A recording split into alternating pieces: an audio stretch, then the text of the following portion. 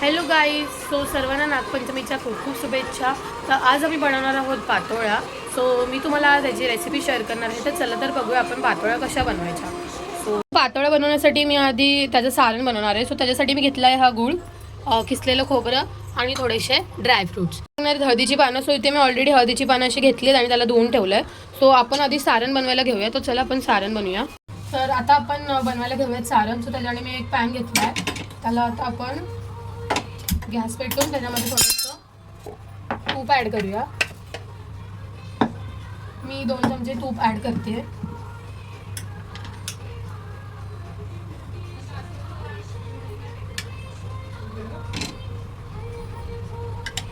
तूप ॲड केल्यावरती आपल्याला त्याच्यामध्ये मी आधी ड्रायफ्रूट सगळे रोस्ट करून घेणार आहे. तर तूप तापलं आहे. आता आपण त्याच्यामध्ये थोडेसे ड्रायफ्रूट्स रोस्ट करून घेऊया असे मस्तपैकी, जोपर्यंत ते व्यवस्थित ब्राऊन होत नाही आहे.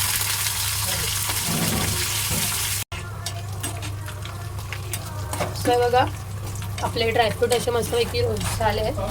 सो आता आपण त्याला परत ह्याच प्लेटीमध्ये काढून घेते मी.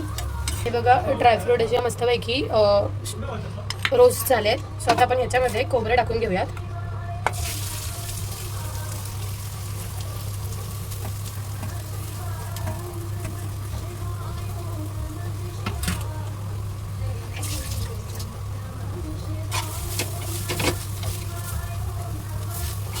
तर खोबऱ्याला आता मस्तपैकी असं व्यवस्थित आपल्याला तुपामध्ये स्टर करून घ्यायचं आहे,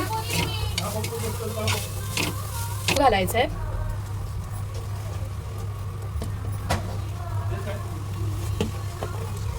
जेवढं आपल्याला गोड पाहिजे तेवढं आपल्याला गुळ घालायचं आहे. मी माझ्याप्रमाणे टाकलं आहे. तर आपल्याला आता ह्याला मस्तपैकी असं ढवळून घ्यायचं आहे. आता जोपर्यंत गुळ वितळत नाही तोपर्यंत कंटिन्युअसली आपल्याला असं ढवळायचं आहे थोडं थोडं मध्ये मध्ये. आपला गुळ हळूहळू वितळतोय. आता आपल्या सारणमध्ये आपण 1 चम्मच वेलची पावडर घालून घेऊया. आमच्या वेलची पावडरमध्ये थोडीशी साखर पण मिक्स आहे. वेलची पावडर घातली आपण आणि त्यासोबतच आपण आपले जे रोस्ट केलेले ड्रायफ्रूट आहेत ते पण टाकून घेऊया. सो आता आपल्याला परत त्याला थोडंसं मिक्स करायचं आहे व्यवस्थित असं. आता आपण आपलं सारण रेडी करतोय. तर तुम्ही बघा, सारण असं मस्तपैकी वितळलं आहे. तर त्याला अजून वितळून आपल्याला व्यवस्थित ढवळून घ्यायचं आहे. मग थोड्या वेळातच आपलं सारण रेडी होणार. मग त्यानंतर आपण पीठ भागवायला घेऊया. आपलं सारण असं मस्तपैकी रेडी झालं आहे. सो आता आपण उकड करायला घेऊ. सगळे कोकणामध्ये मोस्टली नागपंचमीच्या दिवशी पातोळ्या केल्या जातात. सो आम्ही पण आता इथे त्याच निमित्त पातोळ्या बनवतोय. सो आपण त्याची रेसिपी तुम्हाला शेअरच करत आहोत. तुम्ही ती व्यवस्थित बघून घ्या की आपण कशा पातोळ्या बनवतात. त्याप्रमाणे आपल्याला 2 वाटी पाणी, म्हणजे मी 2 वाटी पीठ घेते तर 2 वाटी पाणी घ्यायचं आहे आपल्याला. तर मी इथे 2 वाटी पाणी घेतलं आहे. सो आपला गॅस आपण ऑन करूया. आपल्याला याच्यामध्ये थोडंसं तूप ॲड करायचं आहे. 1/2 टीस्पून तूप बस झालं. सो याच्याने असं तूप थोडंसं ॲड केलं आहे. मीठ ॲड करायचं आहे, एकदम चिमूट असं मीठ. आणि याच्यामध्ये आपल्याला अर्धा पेला असा दूध टाकून घ्यायचं. सो आता आपल्याला ह्याला थोडंसं फास्ट गॅसवरती जोपर्यंत कढी येईपर्यंत आपल्याला वाट बघायची. दोन पाण्याला इथे मस्त अशी उकड आली. आता त्याच्यामध्ये आपण आपली 2 वाटी पीठ ॲड करूया. पीठ ॲड केल्यावर आपल्याला लगेच ढवळायचं आहे. सो इथे मी 1 वाटी, आपल्याला गॅस स्लो करायचा आहे. आणि इथे माझे 2 वाटी पीठ घेतलं आहे. आता आपल्याला व्यवस्थित ह्याला असं ढवळून घ्यायचं आहे. मस्त असं ढवळायचं आहे, सगळं एकजीव करायचं आहे.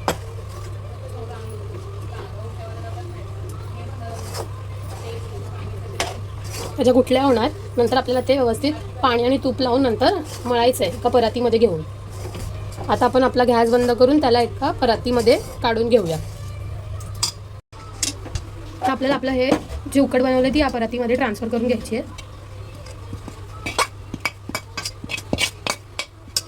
परातीमध्ये काढलं. आता आपल्याला ह्याच्यामध्ये थोडंसं असं पाणी ॲड करून ह्याला व्यवस्थित असं मळून घ्यायचं आहे. व्यवस्थित असा सॉफ्ट असं त्याचा मळून घेऊन तो असा मस्तपैकी असा सॉफ्ट मळून घेतला आहे पाणी लावून. तर आता आपण आपल्या पातोळ्या करायला घेऊया. आता आपण पातोळ्या बनवायला घेऊया. तो मी इथं हळदीचं पान घेतलं आहे. त्याला आपल्याला थोडंसं असं तूप लावून घ्यायचं आहे चारी बाजूनी.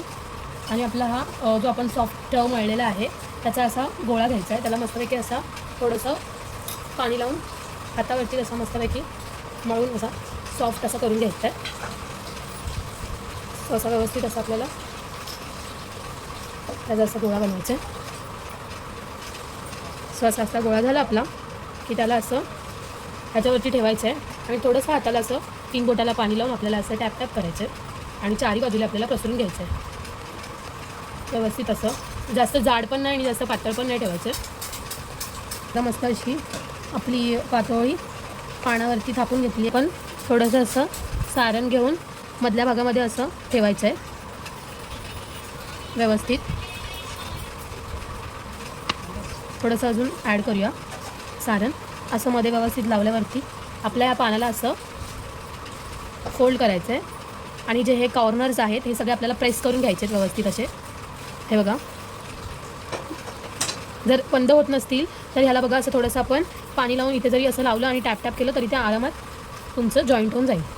तर हे बघा माझं व्यवस्थित असं जॉईंट झालं आहे.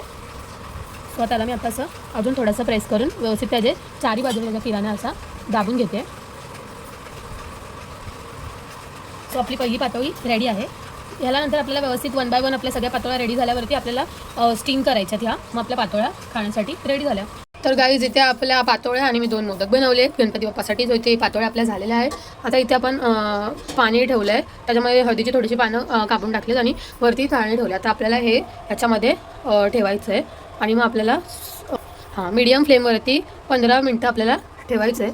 सो आपण आता ह्याच्यामध्ये हे असं ट्रान्सफर करून घेऊया. मस्त अशा आपल्या पातोळ्या झाल्या आहेत.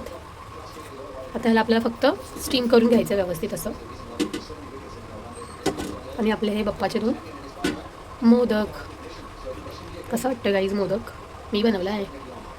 सो आता आपल्याला ह्याला झाकण लावून एक 15 मिनटासाठी उकड काढायची. तर गाईज आपण उकडायला ठेवलेलं. आता आपण गॅस बंद केला आणि आपलं हे व्यवस्थित असं शिजलेलं आहे. तर आता आपण ह्याला सर्व करूया. तर गाईज आपल्या पातोळ्या रेडी झाल्या आहेत आणि आपल्याला मस्त अशा सुंदर अशा पातोळ्या आपल्या झालेल्या आहेत.